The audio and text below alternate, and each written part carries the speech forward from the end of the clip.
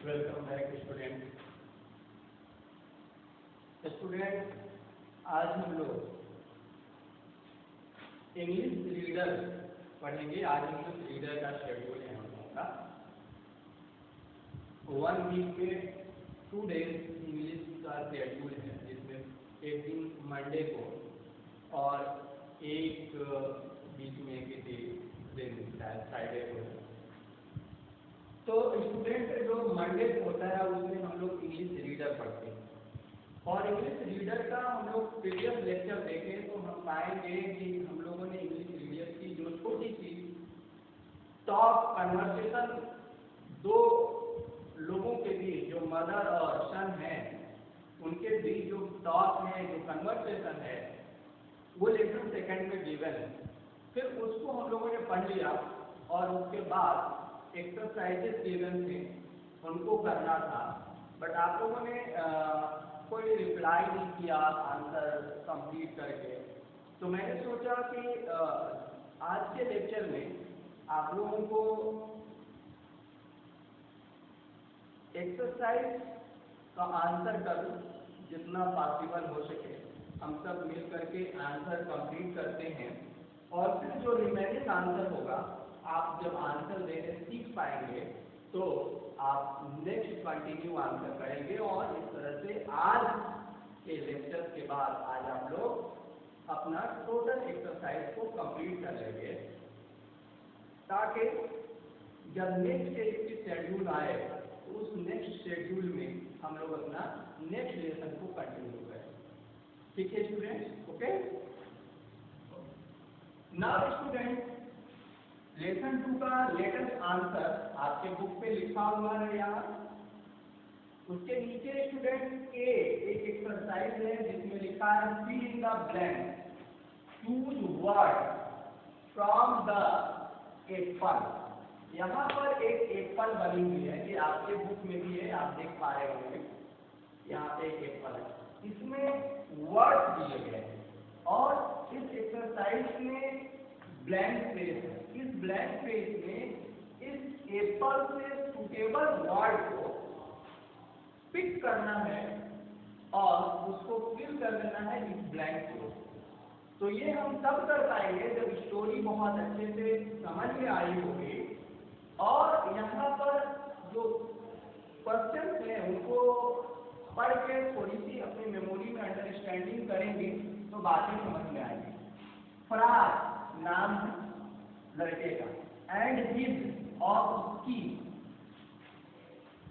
Are at the food shop. आप लोग याद करिए, फराज और उसकी कौन? मैंने क्या कहा, इन दोनों के बीच इस स्टोरी में बातें हुई है, तो फराज और फराज की मदर के बीच बात हुई, और वो लोग कहाँ पे खड़ी थी? एक फ्रूट शॉप पे खड़ी थी। तो फराज एंड हिज के बाद छूट गया है जो वर्ड, उस वर्ड के लिए यहाँ पे एक एप्पल बना करके और उसमें उसको दे दिया गया है, आपको यहाँ से सिलेक्ट करना है। तो फराज के साथ कौन थी? उनकी माँ थी, मदर थी। तो ये देखो स्टूडेंट, ये मदर है, इसको फिल करना है, आपको एकदम सेम स्पेलिंग वगैरह वही लिखना है। फिर स्टूडेंट हम लोग जब सेकंड पे चलते हैं तो क्या लिखा हुआ है? It is a. आप लोग भी अपने बुक को सामने रख लीजिएगा और जस्ट ऐसे ही करके आप लोग देखिएगा। जहां भी प्रॉब्लम आएगी वीडियो को पॉज कर लीजिएगा और फिर उसको कंप्लीट करके फिर वीडियो को कंटिन्यू करेंगे, ठीक है? तो क्या है student? It is a shop. वो दुकान जो है उसके बारे में बताइए, तो वो कैसा दुकान था? तो फ्रूट का दुकान था, लेकिन फ्रूट यहाँ नहीं बोलना है कि fruit shop, it is a fruit shop, बल्कि हम लोगों को जो इसमें सुटेबल वर्ड होगा वो ये बताना है कि दुकान कैसा था। तो दुकान एक बड़ा दुकान था, ठीक है? Big fruit shop.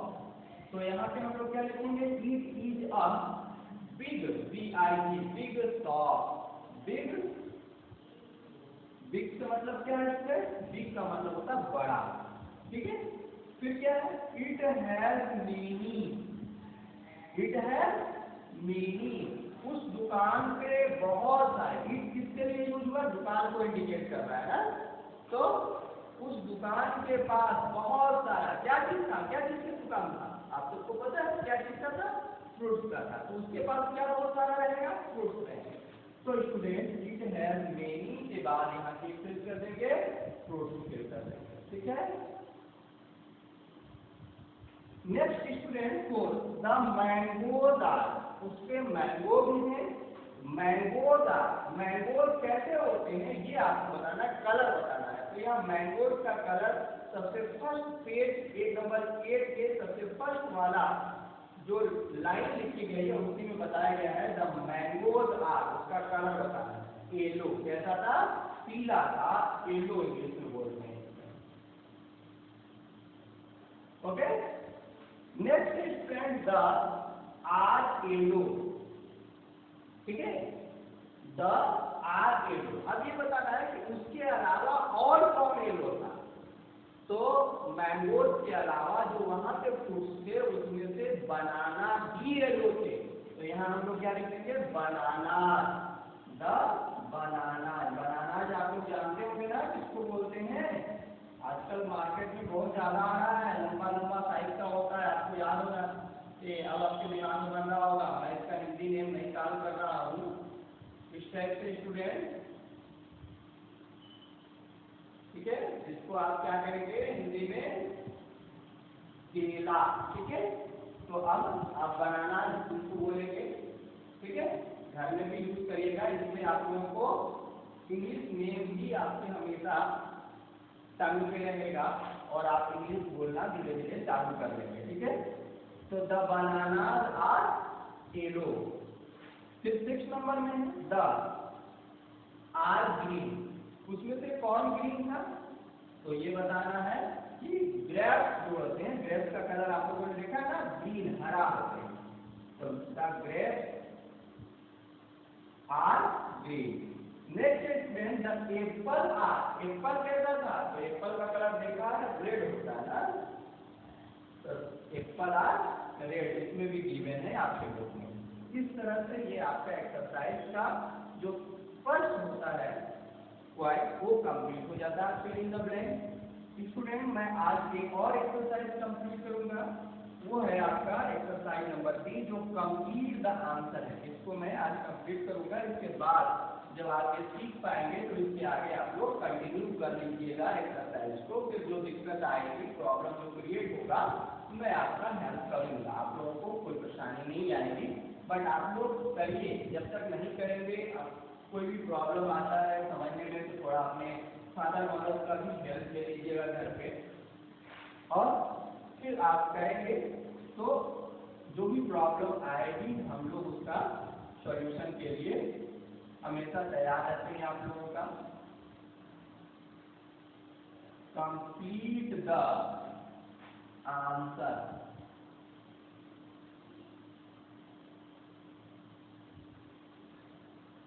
मैं कर्सिव राइटिंग में लिख रहा हूँ स्टूडेंट, क्योंकि अब क्लास 1 से कर्सिव राइटिंग में ही लिखा जाना होता है। और एक बात और होती है कि कर्सिव राइटिंग के अलावा पैटर्न राइटिंग का सब आदमी यूज करता है, तो लिखने में काफ़ी प्रॉब्लम आती है, इसलिए यहाँ से आप लोग भी और टीचर्स भी यूज करते हैं कर्सिव राइटिंग फुली, ठीक है।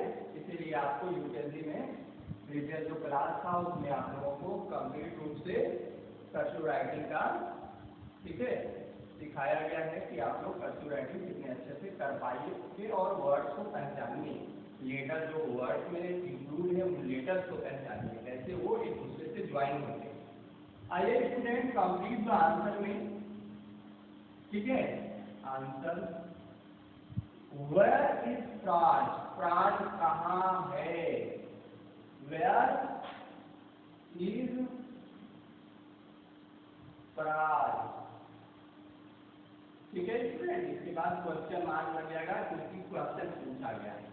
इसका आंसर हम लोग कर लेंगे, क्योंकि आंसर में आपको कंप्लीट नहीं करना, बहुत सारी बातें उसमें लिख दी गई है, बस आपको प्लेस का नाम लिखना है, प्राज, ठीक है। एफ कर्सिव राइटिंग में ऐसे बनाएंगे स्टूडेंट, प्राज इज एट, ठीक है, the big shop.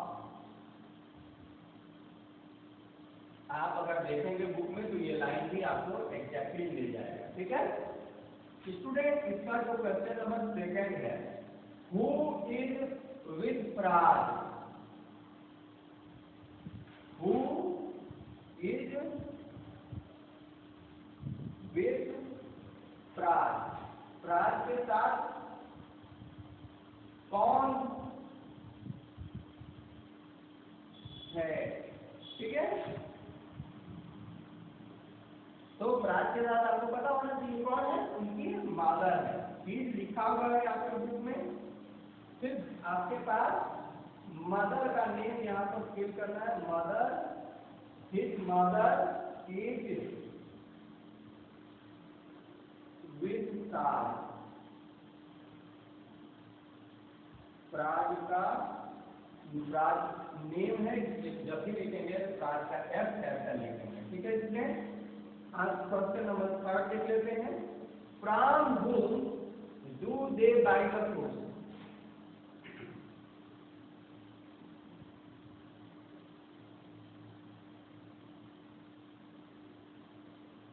from whom they buy the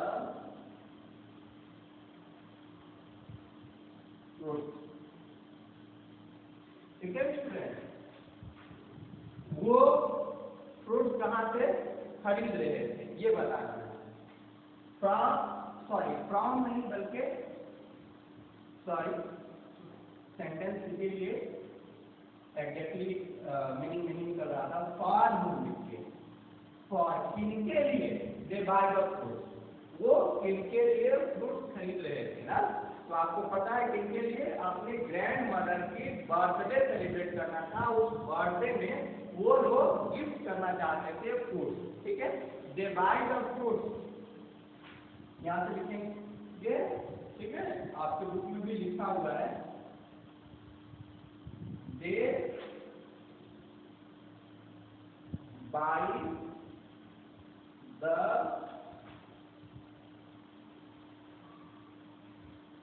fruit for grand mother,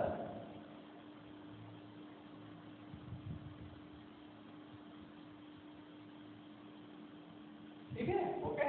तो इस तरह से आपका आंसर भी कंप्लीट हो गया स्टूडेंट। अब हम लोग इसके आगे जो एक्सरसाइज है फॉर विच वर्ड, जिसमें सिर्फ आपको पढ़ना है उसको लाउडली लाउडली बोल करके, ठीक है, ताकि आपको समझ में आ जाएगा कि ए का प्रोनाउंसिएशन बीच में जब कोई वर्ड हो तो कैसे करते हैं। Circle the names of the colour, talk about, फिर जी वाला एक्सरसाइज जो है उसमें जो कलर है उनके कलर को सिर्फ सर्कल करना है, वो भी जो इस बुक में यूज हुए हैं। ग्रामर फॉर यू, ठीक है, फिर आपको मैथ फॉलोइंग करना है और वो भी एक इस स्टोरी लेसन 2 से ही है, बस आपको दो अलग अलग वर्ड को कर दिया गया बीच से काट करके दो प्लेस पे और उन दोनों को एक दूसरे से मैच कर देना है ताकि वो कंप्लीट सेंटेंस बना ले, ठीक है। टिक द कंप्लीट सेंटेंस है, फिर इसमें जो सेंटेंस कंप्लीट है उस पर टिक कर देना है। फिर यहाँ student and, are, is, are, do and am, इनका यूज करके ये जो ब्लैंक प्लेस है उस ब्लैंक प्लेस पे फिल करना है, ठीक है। आप जब लाइन भी खोलेंगे ना लेसन में तो ये बगा सेम लाइन मिल जाएगी, उस लाइन में जो गैप दिखेगा वहां से देख लीजिएगा और इसको से सेलेक्ट कर लेंगे, वही वाला फिल करना होगा, ठीक है। इसमें उम्मीद है कि आप लोगों को एक्सरसाइज सॉल्व करने के लिए तरीके समझ में आए होंगे और फिर आप लोग इसके बेस पे अपने एक्सरसाइज को कंटिन्यू करेंगे।